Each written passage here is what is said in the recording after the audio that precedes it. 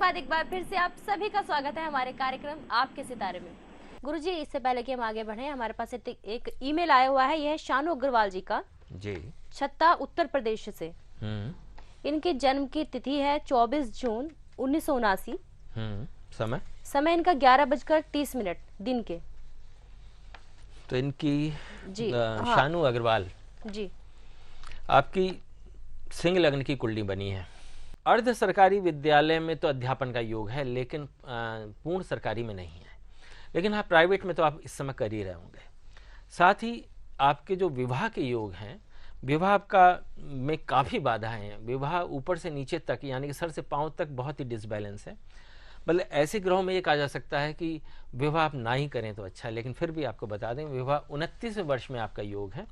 और इन योगों को आप यदि ठीक कर लेते हैं, ख़ास तौर से जो कार्मिक एस्ट्रोलॉजी के अंतर्गत यदि ठीक कर लेते हैं, तो बस अभी सिर्फ इतना उपाय समझ लीजिए। दोनों पैरों के अंगूठे में आप सफ़ेद धागा बांध लीजिए और आप किसी न किसी प्रकार से मोती अवश्य धारण कर लीजिए। लेकिन मोती छोटी उंगली में नहीं, क्योंकि ज़्यादातर उपाय में छोटी उंगली में पहना जाता है, लेकिन ये कर्म के सिद्धांत में तर्जनी में पहनाया जाएगा। आप तर्जनी में पहनिए सीधे हाथ की। इस प्रकार से यदि इतना सा कर लेते हैं तो जो ग्रहण योग है आपके विवाह में, और सर से पांव तक बाधा है, यानी कि सेपरेशन के भी योग हैं जो अभी से आपको बता रहे हैं, उन कुयोगों को अभी से डीएक्टिवेट कर लेना है। तथा शादी के योग जो 29 वर्ष में, ताकि उसमें कोई भी ऐसा नकारात्मक प्रभाव आपके जीवन में आगे ना बढ़े, इसके लिए पहले से ही हम अपने जीवन में योगों को सुधार कर लेते हैं, तो फिर वो योग सुधर कर हमें अच्छा फल देते हैं। बिल्कुल गुरुजी, सही कहा आपने। सकारात्मकता जीवन में बरकरार रहनी चाहिए, तभी हम सफलता प्राप्त कर सकते हैं। गुरुजी, इससे पहले कि हम आगे बढ़े, कॉलर जुड़ चुके हैं हमारे साथ, तो आइए जानते हैं उनकी क्या समस्या है। हेलो हेलो जी, आपका स्वागत है कार्यक्रम आपके सितारे में। आप अपना नाम बताइए और आप कहाँ से बोल रहे हैं? जी, मैं विकास बोल रहा हूँ, मध्य प्रदेश से। जी विकास जी, आप अपने बारे में सवाल पूछना चाहते हैं या किसके बारे में? जी, मैं अपने बारे में ही सवाल पूछना चाहता हूँ। तो विकास जी, एक ऐसा कीजिए, पहले अपनी जन्म तिथि और समय लिखवा दीजिए। 9 नवंबर 1976 जी, और रात 8:31 पे हुआ है। रात 8:31 समय है। और पैदा कहाँ पर, कौन से जिले में, कहाँ हुए हैं? जी, मदला मध्य प्रदेश। मदला मध्य प्रदेश में। जी, अच्छा ठीक है। तो आपकी मिथुन लग्न की कुंडली बनी है। जी, और आप करियर के बारे में, नौकरी के लिए पूछ रहे हैं आप?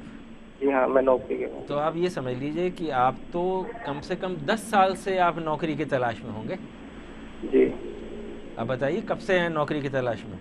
हाँ सर, 10 साल ही। 10 साल। तो ठीक है, आप ये समझ लीजिए, ना तो आपके भाग्य में कोई नौकरी है, ना ही आपके भविष्य में कोई नौकरी है। इसलिए आप बिना बात को आप नौकरी को, क्योंकि आपको योग तो पता नहीं है आपके क्या है, और आप नौकरी करना चाहते हैं, नौकरी कोई योग नहीं है, तो नौकरी तो कभी मिलनी नहीं है। ध्यान रखिए, आपके व्यापार के योग हैं और सिले सिलाई कपड़े, यानी कि रेडीमेड गारमेंट्स के। और वो भी ध्यान रखिएगा, रेडीमेड गारमेंट्स भी केवल पुरुषों के लिए कपड़े के व्यापार आपका है, स्त्रियों के कपड़े का व्यापार बिल्कुल नहीं है। स्त्री कपड़े रखेंगे तो फिर नुकसान होगा।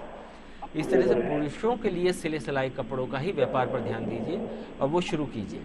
और वो शुरू आपके ये जून जुलाई में कर लीजिए, इसी वर्ष के जून जुलाई में कर लीजिए, तो आपके योग बन रहे हैं। यदि इसमें जून में आप शुरू करते हैं तो आपके कपड़ों के व्यवसाय के योग बहुत अच्छा रहेगा। और नौकरी की तरफ बिल्कुल ध्यान हटा लीजिए। बिल्कुल विकास जी, आपको अपनी समस्या का सूक्ष्म रूप से समाधान मिल गया होगा। बस जरूरत है आपको गुरुजी द्वारा बताए गए उपाय को अपनाने की। दर्शकों, यहाँ हम आपको भी याद दिला देते हैं कि यदि आपकी भी कोई समस्या और आप जल्द से जल्द उससे निजात पाना चाहते हैं, तो जल्दी से टीवी स्क्रीन पर दिए गए नंबर्स पर आप कॉल कीजिए। आप हमें ईमेल भी कर सकते हैं bharatbhushanastro@gmail.com पर। तो गुरुजी, जाने से पहले एक आखिरी सवाल है मेरे मन में जो मैं आपसे पूछना चाहती हूँ। रंगों और दिशाओं में क्या संबंध है? क्या रंगों का जो प्रयोग है वो दिशाओं में किया जा सकता है? किस तरह से संबंधित है, आप ये बताएं। देखिए, रंगों का संबंध हमारे जीवन में हर क्षेत्र में है। हमें प्रकाश में रंग दिखाई देते हैं, अंधकार में नहीं दिखाई देते।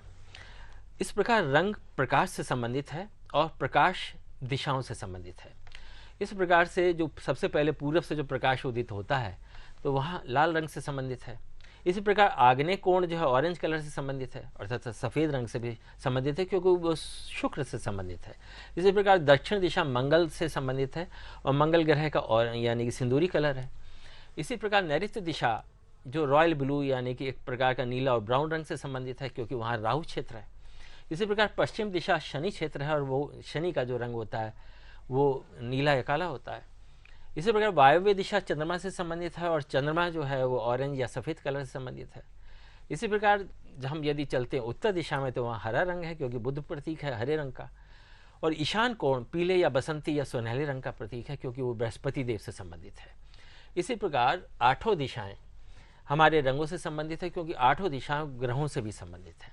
इस तरह से रंगों, ग्रहों और दिशाओं का आपस में तालमेल है।